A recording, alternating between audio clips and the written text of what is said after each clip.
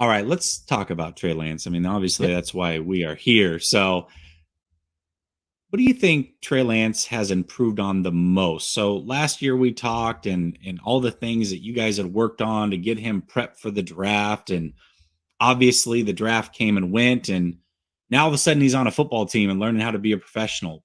Year later, the team is his. What would you say, just looking at his game today Yep. versus a year ago? What would you say he's improved on the most? I think physically there's definitely his footwork has improved and getting comfortable with kind of the style of offense that he's being asked to do now in San Francisco. We talked about this going in the draft. Hey, the hardest part of the draft prep process is what's he going to be asked to do that he's never been asked to do before, right? And so that's the biggest hurdle for really any of these guys, and certainly for Trey. I think you see Trey throughout practices from clips I've seen, and certainly, in the small sample size the other night, you can see a total control of the offense. You can see him really sound with his footwork, being in good position at the top of the drop, which then would set him up for success to be accurate as a passer, right? What I love about the preseason with a guy with Trey's ability is you're obviously not going to run him all over the field in preseason. You're trying to limit him taking hits and things of that nature. So it forces the quarterback then to play as if he didn't have that extreme athletic ability, which in a cool way, like allows him and forces him to just play from the pocket, be sound with his footwork, get the ball out quickly. Maybe those were the things developmentally that you thought Trey had the furthest way to go with. And so to see him look really efficient and like I said, in the small sample size is great because now you're just going to add him in the run game. You're going to add him on more bootleg and design stuff out and play kind of out of structure. And he's just going to be able to take his game to the higher level. So that's first and foremost is just from a footwork standpoint.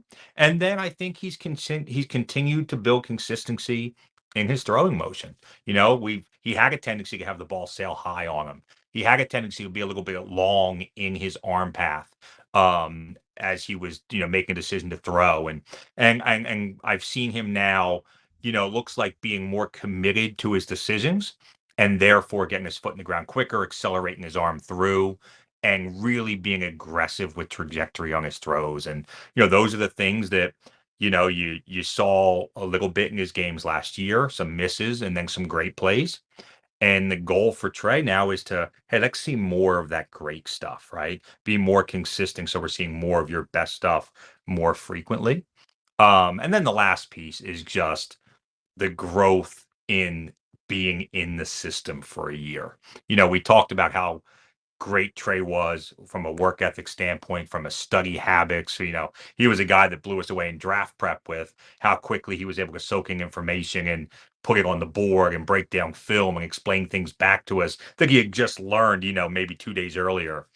You're going to see that piece, I think, is really what's going to wow people going into the fall here is how he's making the decisions he's making, how he's making the reads he's making as quickly as he is, how he's making checks to the line and controlling protections and, not getting flustered in the way that you're going to see many rookie and second year QBs early on in their careers. I think you're going to see Trey be better positioned to not have those struggles.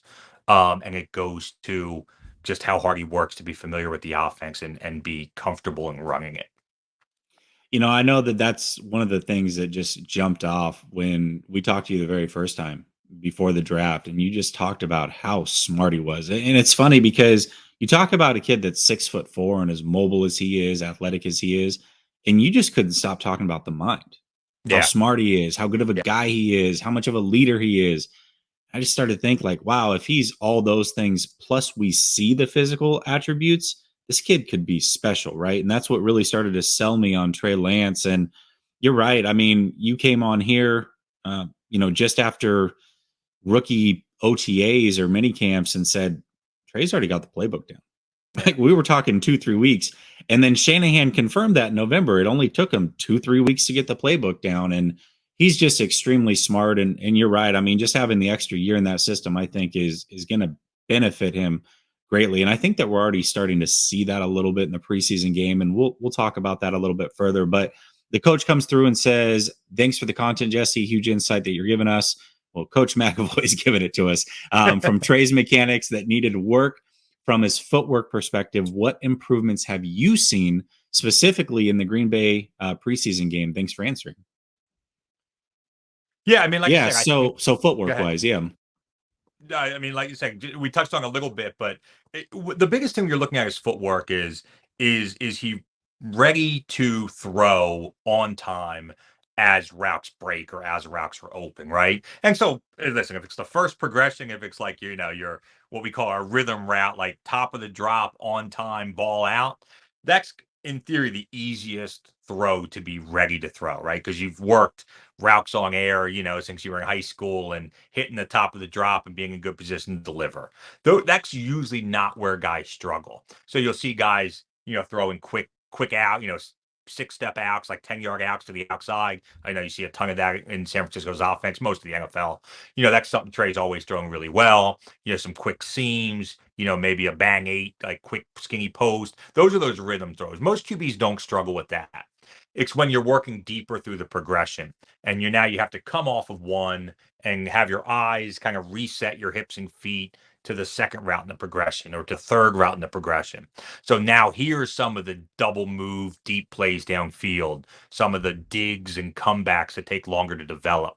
Those are the routes where I think coming out of the draft last year in the small sample size in the games he played last year as well, that's where I think he was struggling the most. It was getting himself in great position on the second and third routes in a concept and be able to deliver the ball accurately.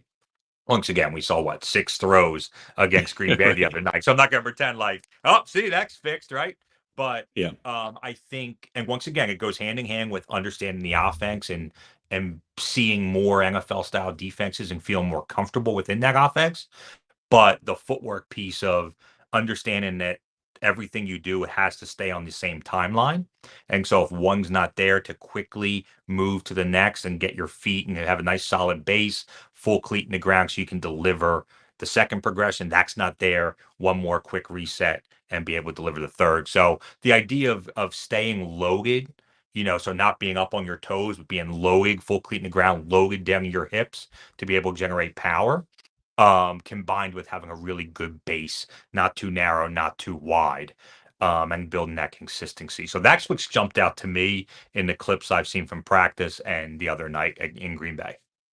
Yeah, and again, everybody thinks they're an expert, but I'm going to label myself an expert now. After talking to you 4 times, I know everything. No, one of the things that I noticed, and correct me if I'm wrong, Yep. maybe you haven't seen this or whatever, but I feel like you talked a lot about his base last year. You just did it again.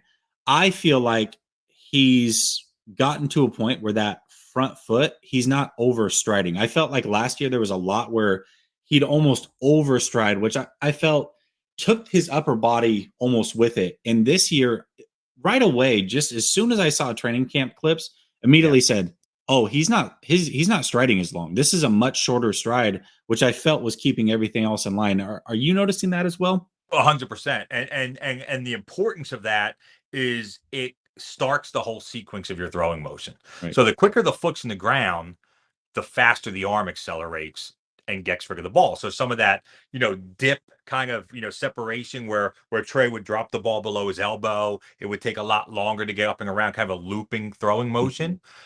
Because his foot's in the ground quicker, you're seeing less of that from the arm path. So guys that are noticing, hey, that ball's really getting out of his hand quicker than it was last year. Sometimes it's just because his foot's getting in the ground faster, which is cool. The other piece, like you said, is because he's not overstriding, he's able to keep his weight back. So we're talking about not lunging towards the throw, but keeping his chest and his head still. So now instead of leaning into the throw, he's staying vertical, kind of the hips and the arm are doing all the work, if that makes sense. Yeah. But imagine like I'm shooting a rifle. If everything's moving when I'm trying to shoot, that's going to affect not just the power from a quarterback, but obviously the Yeah. accuracy. And so now he's able to keep everything back, and it's allowing him to be what's more consistent as a thrower. Absolutely. Yeah. I saw it immediately. So that's pretty cool to get that confirmation on that one.